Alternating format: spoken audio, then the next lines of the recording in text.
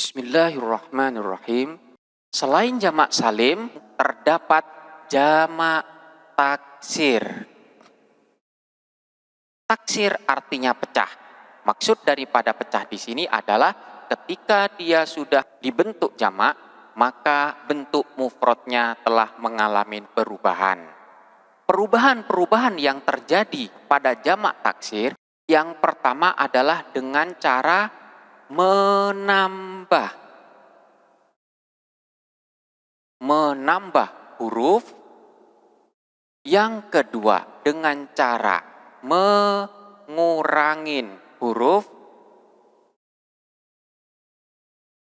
Dan yang ketiga adalah merubah harkat.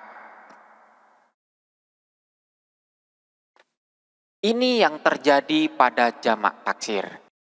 Jadi ketika isim mufrad dibentuk menjadi jamak taksir, maka ada kalanya perubahan yang terjadi itu dengan menambah huruf, ada kalanya dengan mengurangi huruf, ada kalanya dengan merubah harkat.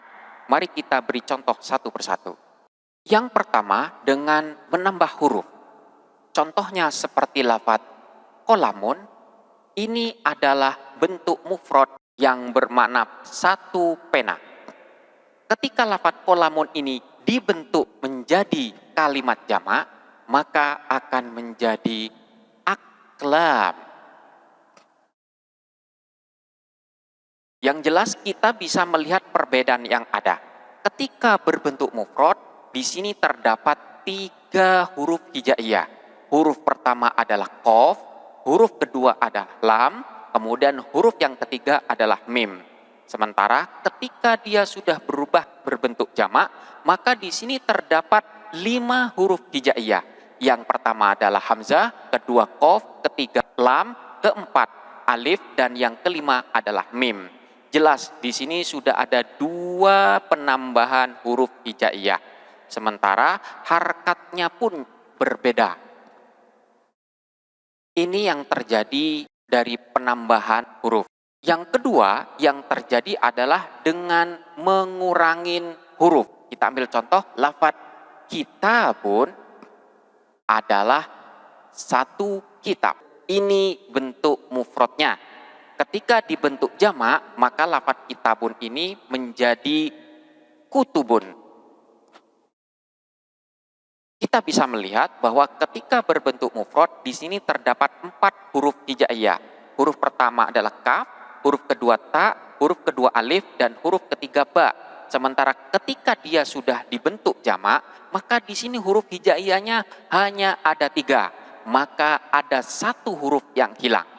Ini yang terjadi ketika dibentuk jamak taksir. Bentuk mufradnya sudah mengalami perubahan. Dan yang ketiga dengan merubah harkat. Ambil contoh seperti lafadz asadun. Asadun ini bermakna seekor harimau. Artinya 1 ekor harimau. Bentuknya adalah bentuk mufrad. Ketika lafadz asad dibentuk jamak, maka akan menjadi usudun. Harkat ketika berbentuk mufrad ini adalah fathah dan fathah. Sementara ketika berbentuk jamak menjadi dhammah dan dhammah. Jelas ini sudah merubah bentuk mufradnya. Jadi jamak taksir itu adalah kalimat isim yang mengandung makna banyak yang ketika dibentuk jamak, bentuk mufradnya sudah mengalami perubahan.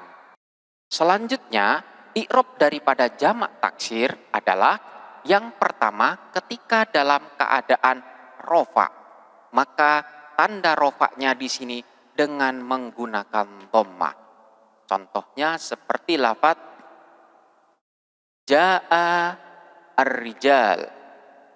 Lafadz ar-rijal ini dalam keadaan rofa sebagai fa'il dari lafadz jaa.